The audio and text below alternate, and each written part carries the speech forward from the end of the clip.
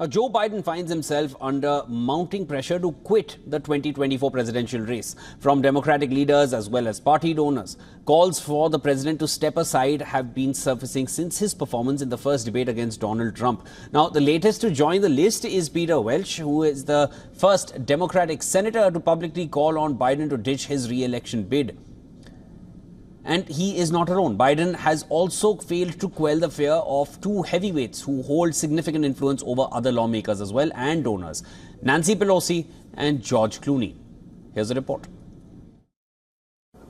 Democratic U.S. President Joe Biden faced fresh doubts on Wednesday about his re-election chances, including from two high-profile members of the party, Nancy Pelosi and major donor George Clooney. The former House Speaker, who is a longtime Biden ally, told MSNBC he must decide quickly whether to stay in the 2024 race, while declining to say definitively that she wanted him to run. Hollywood star Clooney, who co-hosted a fundraiser for Biden last month, withdrew his support with a damning opinion piece in the New York Times, saying that Biden was not the same man he was in 2020. Meanwhile, on Capitol Hill, House Democratic leader Hakeem Jeffries told lawmakers Wednesday that he would relay their concerns about Biden's electability to the president, according to media reports. For nearly 2 weeks, the 81-year-old has sought to stem defections by congressional representatives in his party, donors, and other allies, worried he might lose the November 5th election to his 78-year-old Republican rival Donald Trump after a halting debate performance. The president has said again and again that he will be the Democratic candidate and that he believes he can beat Trump. He has said repeatedly that he had a bad night at the June 27th debate and vowed to stay in the race. So far, public defections remain a small segment of the 213 Democratic-aligned House members, and the party's leadership continues to back Biden publicly. No members of the Senate have publicly said Biden should stand aside, though Senator Michael Bennet of Colorado said on Tuesday he did not believe Biden could beat Trump. Hello. How are you, George?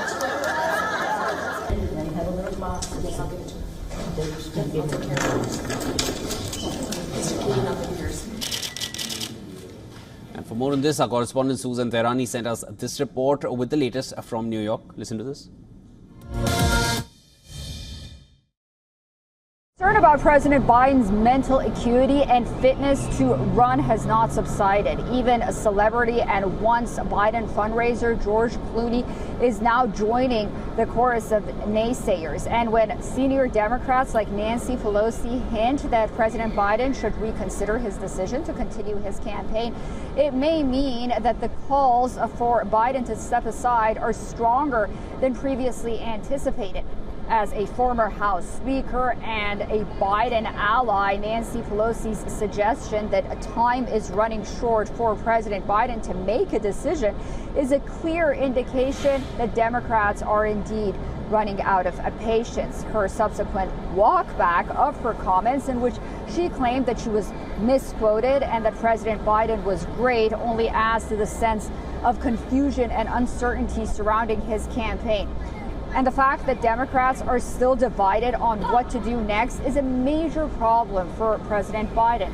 While some, like Nancy Pelosi, are trying to give him space to pivot, others, like Representative Pat Ryan, are calling for the president to drop out altogether. And they're being very blunt about it. For lawmakers like Ryan, whose seat is in jeopardy, this may be a way to save face in front of his constituents who think that Biden is just too old to run.